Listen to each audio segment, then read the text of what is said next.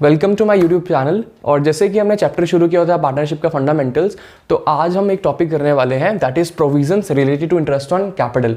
अब ये क्या है सर? ये बहुत बहुत बहुत बहुत बहुत इजी टॉपिक है, ठीक है। और ये जितने भी केसेस आपको दिख रहे हैं ना बोर्ड पे, ये सारे इनमें से 90% हम कर चुके हैं, तो टेंशन लेने की बात ही नहीं है, ठीक है। देखो क्या है, अगर डीड के अंदर, ठीक है, इंटरेस्ट ऑन कैपिटल के बारे में कुछ नहीं बताया हुआ है, वो चीज़ साइलेंट है, ठीक है। When the partnership deed is silent about the interest on capital, अगर डीड के अंदर इंटरेस्ट ऑन कैपिटल की बात ही नहीं की है, तो क्या हम इंटरेस्ट ऑन कैपिटल देते हैं? नो, ठीक है, सिंपल। हम इंटरेस्ट ऑन कैपिटल सिर्फ तब देते हैं जब डीड के अंदर स्पेसिफिकली मेंशन्ड होता है कि हमें इंटरेस्ट ऑन कैपिटल देना है, इस रेट के हिसाब से देना है, ठीक है। अगर हमें कुछ नहीं बताया हुआ तो हम इंटरेस्ट ऑन कैपिटल नहीं देते हैं, ठीक है। तो वही चीज़ है, ये हम कर चुके हैं ऑलरेडी। हमने फर्स्ट सेकंड वीडियो में समझा था कि अगर हमें interest on capital, salary, commission, इन सब चीज़ों के बारे में डीड में नहीं बात की गई है तो हम ये चीज़ें नहीं देते हैं, ठीक है, सिंपल।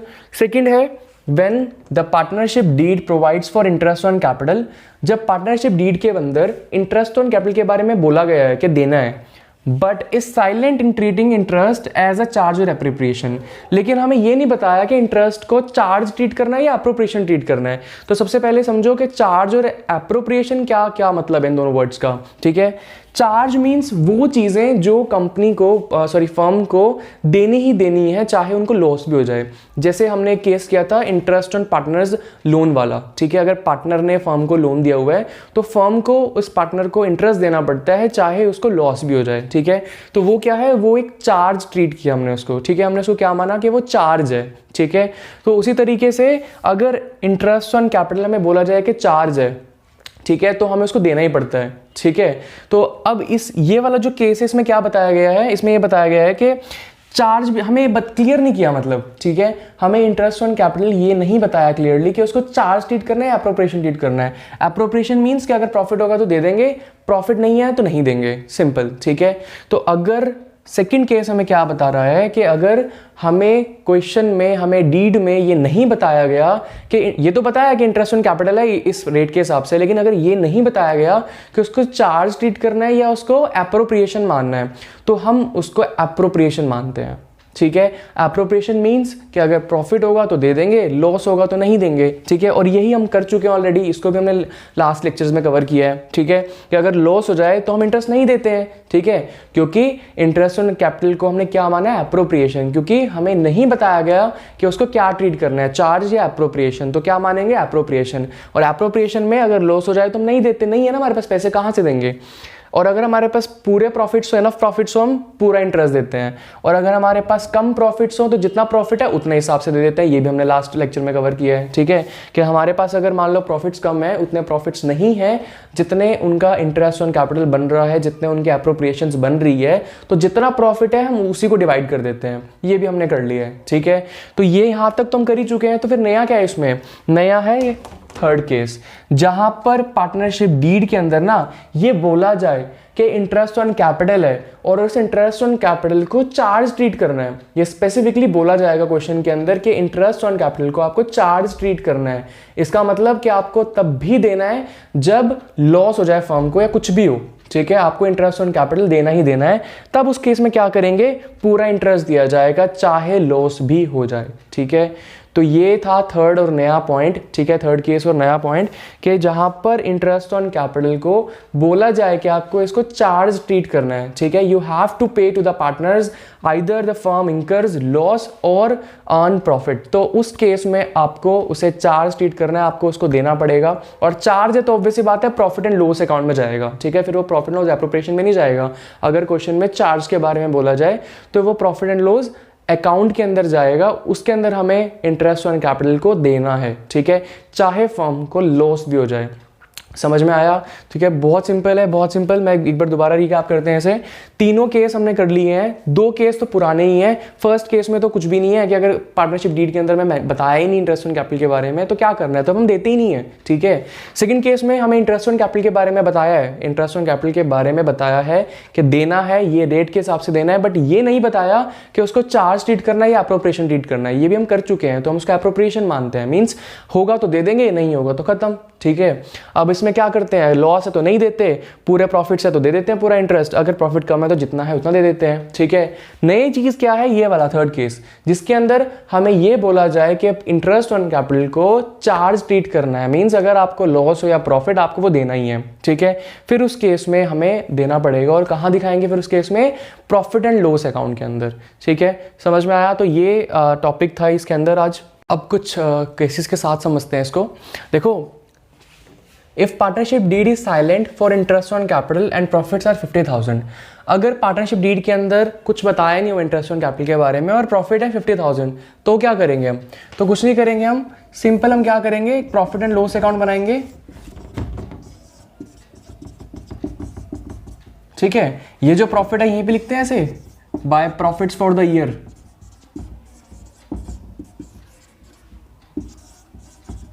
कितना है 50,000, ऐसे ही करते हैं ना।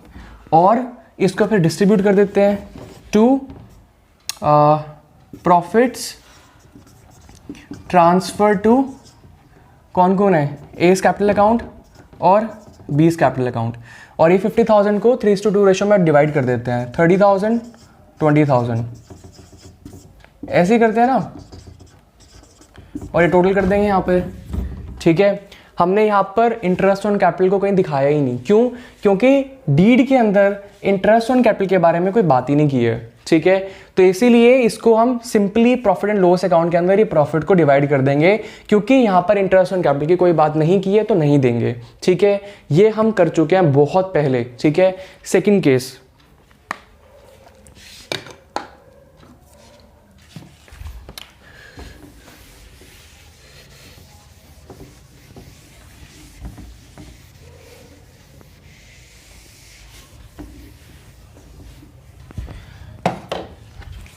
सेकेंड केस अगर हमें बोला जाए,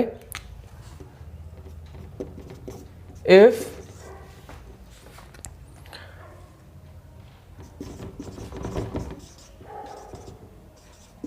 partnership deed provides for interest on capital, ठीक है, at the rate 8%, and the losses are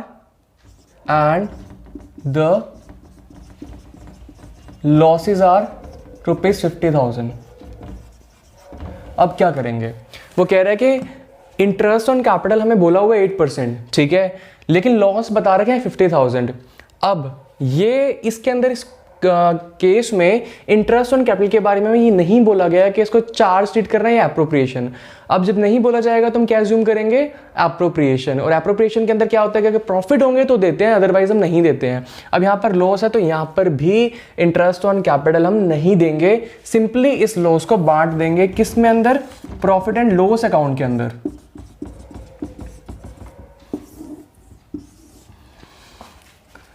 to loss for the year,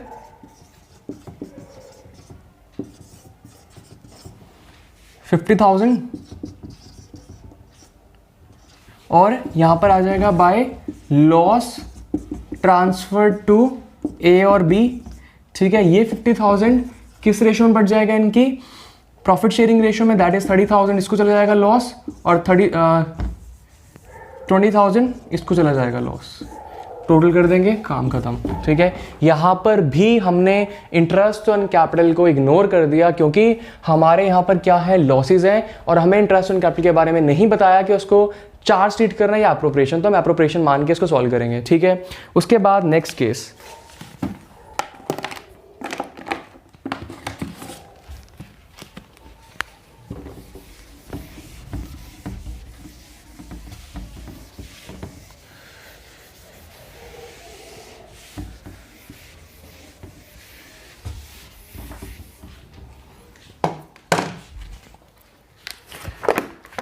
next case,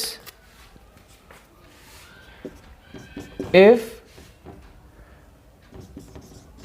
the partnership deed provides for interest on capital, yes, provides for interest on capital at the rate 8% per annum, right? And the profits are for the year 50,000 and profits are 50,000. अब देखो इसमें क्या बोल रहे हैं कि partnership deed के अंदर इंटरेस्ट ऑन कैपिटल बताया हुआ है 8% है, ठीक है, और प्रॉफिट्स भी है 50,000. यहाँ तो काम खत्म, सिंपल. यहाँ पे क्या करेंगे, बनाएंगे profit and loss appropriation account.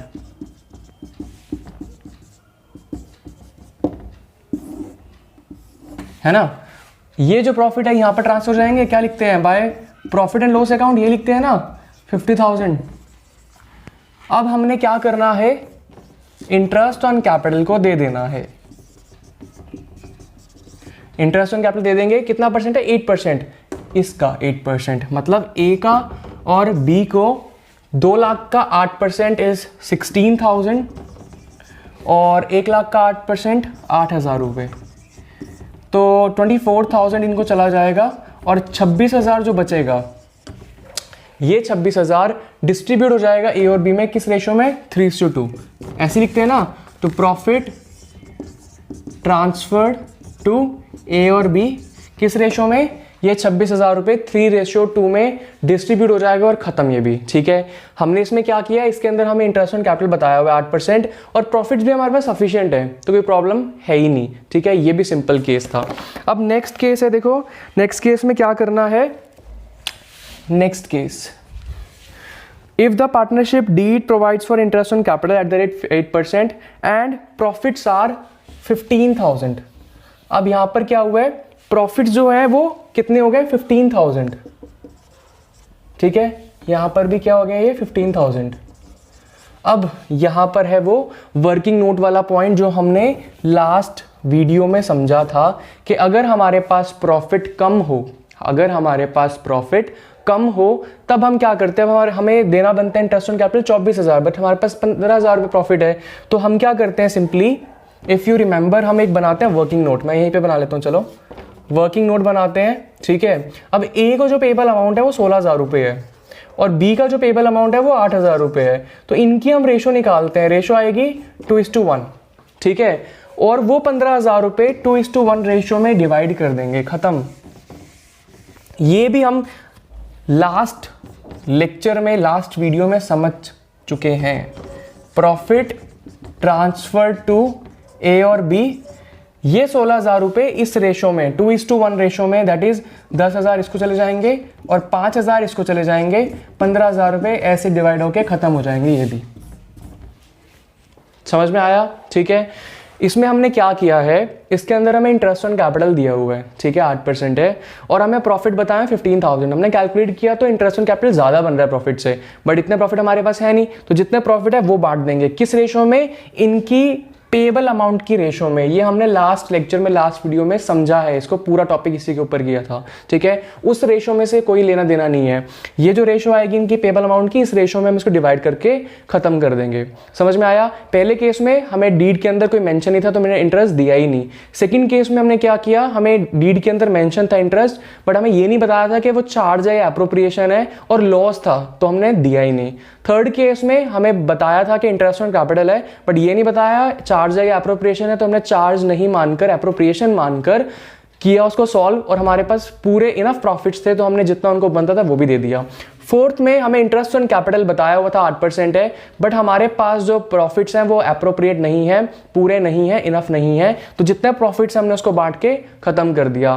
Last case जो नया इस वीडियो में हमने जो सीखा है इस लेक्चर में, वो क्या है, if partnership deed provides for interest on capital at the rate 8%, ठीक है. और उसको हमने क्या करना है, चार्ज ट्रीट करना है, ठीक है. मींस कि अगर हमारे पास and even if firm incurs losses, ठीक है,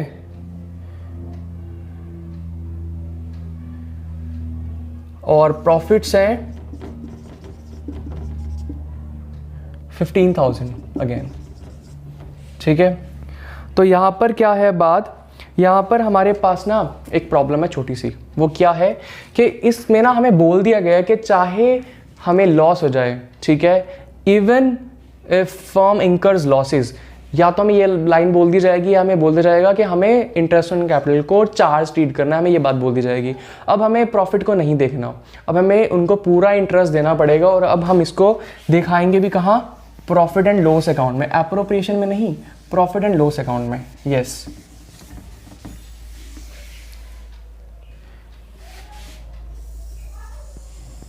तो ये प्रॉफिट एंड लॉस अकाउंट में आएगा और यहाँ पर हम लिख लेंगे प्रॉफिट। देखो यहाँ पर तो फिर भी थोड़ा सा प्रॉफिट है, ठीक है ना, यहाँ पर तो फिर भी थोड़ा सा प्रॉफिट है, 15,000 हमें बोल दिया है। अगर यहाँ पे प्रॉफिट ना भी होता ना तब भी हम देते हैं इंटरेस्ट ऑन कैपिटल। क्यों? क्योंकि हमने इसके अंदर बोला गया है कि हमें इसको चार्ज ट्रीट करना है। तो यहाँ पर आएगा टू जो भी हमारा ये इंटरेस्ट ऑन कैपिटल है, इंटरेस्ट ऑन कैपिटल ए और बी का, ठीक है, जितना जितना भी बनता है, लाइक इसका 16,000 बनता है और इसका 8,000, तो ये 24,000 हो गया। और ये 24,000 में से 15,000 जो तुम्हारा प्रॉफिट है वो गया और 9,000 क्या हो गया, लॉस।